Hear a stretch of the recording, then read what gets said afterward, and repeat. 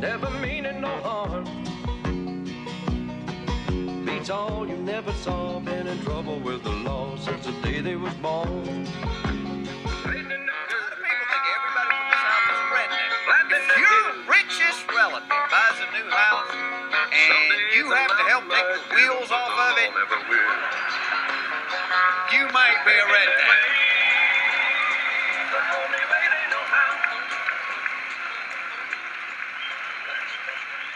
If you refer to the 5th grade as my senior year,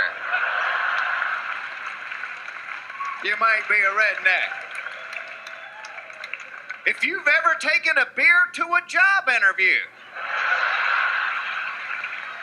you might be a redneck. Sagan's Cosmos, edited for rednecks. I'm Carl Sagan. Just how old is our planet? Scientists believe it's 400 and hundreds of years old. Scientists have determined that the universe was created by a God. Big Bang. If you look at the bones of a Jesus Rex, it's clear by the use of carbon dating that Mountain Dew is the best soda ever made. Admit it, some of those were pretty funny. While others were downright offensive, a few were accurate, and some of them could not have been further from the truth. But all are pretty identifiable stereotypes of the South and its people.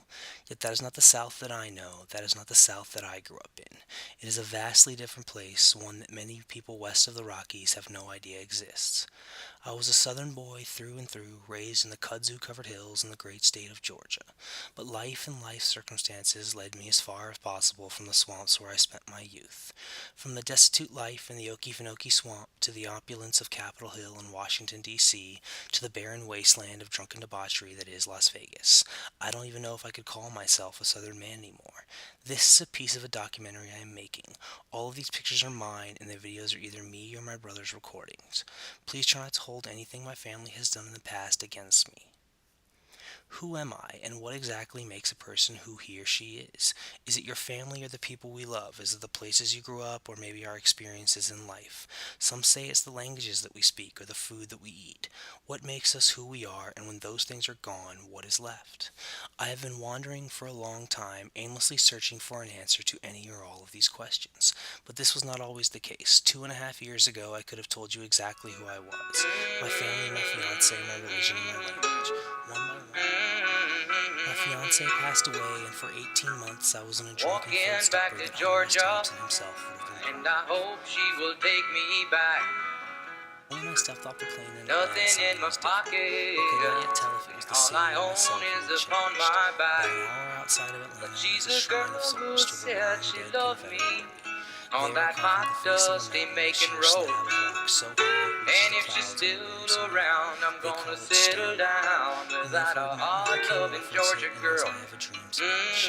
While Mount Rushmore is only the heads, here in the South they are much more ostentatious than the carvers managed to get the details of the buckle Walking down to back to Georgia, hat and Robert E. she's Lee's the horse. only one who This was something my knows father had always promised to take me to, so how I it figured I would feels start my when you journey. lose a dream, I took one how last it glance at the feels when you ridiculously dream ugly alone. and headed off toward a hometown She's the which I had girl not who stepped foot said in she for nearly loved a me decade. on that hot, dusty Macon road. And if she's still around, I'm gonna settle down without a The road from Atlanta south is a trip back into the past, passing through the places that time seems to have left behind. I drive by a town I spent many a nights in as a kid playing foosball and attending movies at the multiplex. There is a sadness in the air. The population has dwindled to a smattering of the elderly and the very young. The movie house is abandoned, and in fact, unless one looks closely, the entire town is abandoned. Time has moved on and left this place behind with nothing to show of it other than the fading paint on the sign of the rotting of a wooden fence. The amenities that one becomes so familiar with while living in the modern city are nowhere to be found. Town after town pass by on the highway, each one poorer and more isolated than the last. The South that most of America pictures is nowhere to be found. There are no happy-go-lucky rednecks with monster trucks and assault rifles, no guys in trucker hats with plaid shirts giggling about how they just have to get her done. The Southern stereotypes are not so much gone, but evaporated into desperation. Yes, the people out here will eat a raccoon or a snake, not because it would be funny and some producer prodded them to do it like Duck Dynasty. No, the people out here are just plain hungry. The sad thing is that the rest of America doesn't even know that this kind of poverty exists in their country. I'd be crawling just to share another morning smile.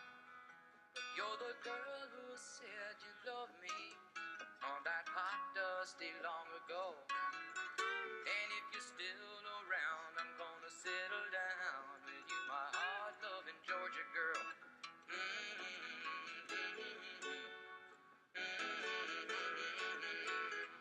Because I'm walking back to Georgia, and I hope she will take me back. Here we are at my destination, a hometown I have not stepped foot in 9 years. Adrian, Georgia, less than 700 people. The modern world has not reached this far. There is barely a whiff of Wi-Fi, no hospital within 50 miles, and when people hunt, they hunt for food and not mantelpieces. My family has lived in these parts for a long, long time. The family history is full of poverty, ignorance, moonshining, racism, and even Klansmen. Yes, my family has had Klansmen, please don't hold it against me. But it all happened right here in the swamps of the Okefenokee. My father bucked this heavy family history to go to work for the ACLU in the 1970s. He spent most of his life fighting for the voting rights of poor blacks in the South. Needless to say that most of my family despised him and wished he would not show up at family reunions. I have to tell you this because it's important to know that no matter how racist the family is throughout history, one generation can change it. That being said, now we have to talk about my name, Ford, and its origins. In the South, it is common, if not culture, to have the first and last names of uncles, grandfathers, aunts, and grandmas be flipped. First names become last names, and last names become first names. Take my brother. His name is Hunter Terry. Both are first and both are last. Is he a Hunter or is he a Terry? More than likely, it is both. It can be a bit confusing when doing family trees at the very least. So my name is Ford Kendrick. Recently it was broadcast to the entire world the shameful nature of whence my name originates from.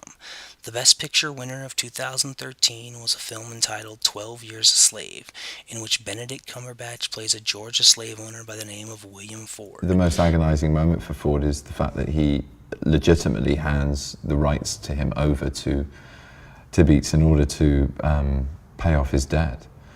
And it's like a loan, it's like a mortgage in a way. It's loaning this entity, this valuable, fiscally valuable human being in lieu of him paying back a debt that he owes. So it's horrendous. He knows he's feeding the Christian to the lion. He knows what he's doing, and it tortures his soul.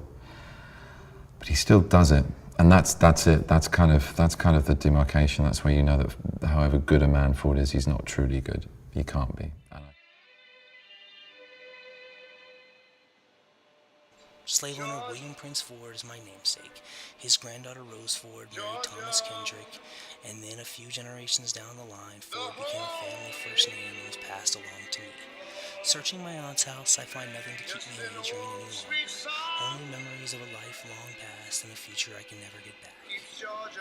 My journey next leads me as far from the swamps of the Okefenokee as you could get and still call it Dixie, all the way to the Black Hills of the Appalachian Mountains, to the hometown of my mother. A town pretending to be a city, near where Kentucky meets the Ohio River, called Owensboro. It is here where I start to question the validity of lumping together all of the different peoples of the South as Southerners, rednecks, hillbillies, etc. What, other than the fact that they happened to secede together 200 years ago, do the two states, or any of the ones in between, have in common? Take food. People talk about Southern food as if it is all one ubiquitous cuisine. The truth could not be further from the case. Soul food is one thing entirely, mainly fried and primarily eaten by black Southerners, which is entirely different than the barbecue that I grew up with.